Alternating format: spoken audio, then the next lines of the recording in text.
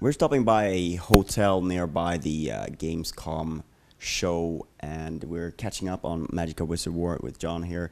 We first saw the game around GDC, early stages then, and we were only shown a little bit of a video. Now the game is playable. Can you tell us a little bit how the game has progressed since you announced it? Sure. I mean, when we announced it, we were at a really early stage with the game, and now we've added the entire front end. We've tweaked the gameplay and the game mode quite a bit more. Obviously the art looks a lot better as well. So we're closing in on what we feel would be the alpha scope. However, right now the team is more focused on the back end stuff and make sure that the network experience and all of that stuff will really be working for our players eventually. I guess there's no point in really tweaking too much of the gameplay until you let players in to see what kind of reactions you're getting. That's correct. This is definitely something we want to build together with the players and the community. Right now we have discussions on the forums about what's the next game mode gonna be before they even try the first one. So we feel that if they're that enthusiastic, let's get something out there as quickly as possible. That's why we kind of switch focus into preparing all the online stuff at this point. And of course it's also like you mentioned when we talked before about there were some negative reactions to the changes in the Magick system. That is also perhaps something that because people don't like change until they've experienced change. That's generally what happens. So in a PvP game like this, it doesn't make any sense to the player can spawn death at any point in time and just spam a death coming at you. So we had to make one change, which is you don't trigger it through a combination anymore. You trigger it through hotkeys, and you can't bring all the magicks with you into the game round. You have to select some of them. So right now we have 4 magicks. It's revive, it's haste, it's spawn death, and it's meteor shower, as we've shown in the latest gameplay trailer. I'm sure the community can come up with pretty cool ideas on what we should add to that system. And it's also limited by something we call a magic meter that you build up by killing your enemies and then capturing spawn points, and that's kind of the limitation you have on their turbo meter. Yeah, super meter or turbo meter from fighting games, and I've said that previously. We get a lot of inspiration from fighting games in the one-to-one situations.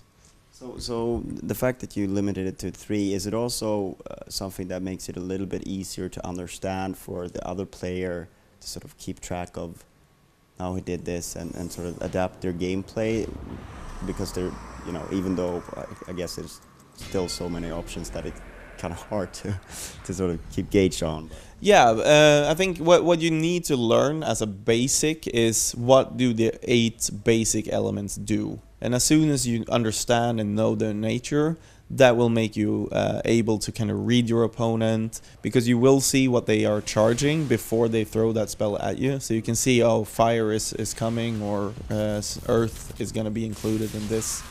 And I like to see it as it's kind of as I said, fighting or boxing, where eventually it becomes a dance almost, where if you're really skilled, if you're 2 skilled players meet each other, they're going to basically be dancing around each other and hopefully just canceling out anything the other guy is trying, and then try to counterattack. And sometimes I almost see it as a beautiful thing, these one-on-one situations, because they can take a lot of time if you're skilled.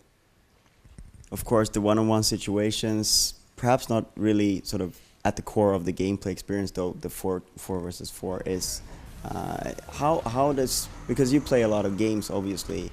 How's the games changed since you started just experimenting with it, and sort of is everyone getting more skilled, and like how's the match play out in the office these days? These days, I mean, the game has definitely changed, and when it comes to skill, I must say that I'm probably the one that progressed the least. So You were the best from the beginning, so. Of course, right, Pontus. Um, so yeah, Pontus is our artist, and he tends to be super skilled at all points in time, and keeps killing me off all the time. He also does things like reviving me and killing me again, which is really humiliating. So yeah, you tend to become really skilled over time, and I don't think so. For me, the important aspect is, do people still think it's fun to play? And doing the daily playtests, and people are still screaming. I started screaming out of frustration nowadays, and they're still screaming because they're having fun. So I'm just super happy with that. All right, so it's a chance to kill your boss every day of the week. I wouldn't mind that myself. So you mentioned that you want to get it playable as soon as possible. Can people sign up already to be in, to have a first go at it? Definitely. So we have an alpha sign up. It came up about 3 weeks ago. It's at wizardwars.com. And yesterday the community all together managed to unlock the second item. So now they're gonna enter the alpha with the Vendetta dagger, and also a staff called the Excelsior staff. And they did it last night or yesterday morning. So I woke up and like, oh shit, they did it. More work to do. More work to do. There's still a stretch goal. If they all want an additional free copy of Magicka, they can just keep going and ask their friends to join. But it's a huge milestone for the team to just see that huge interest. So, but I guess you don't really have any plans ahead of that. It's just gonna take it as it goes, or. Well, obviously we have a few ideas and a few plans, and you know, go to the Paradox forum. That's where we discuss these things together with the community. But yeah, there's definitely plans for levels and items and whatnot.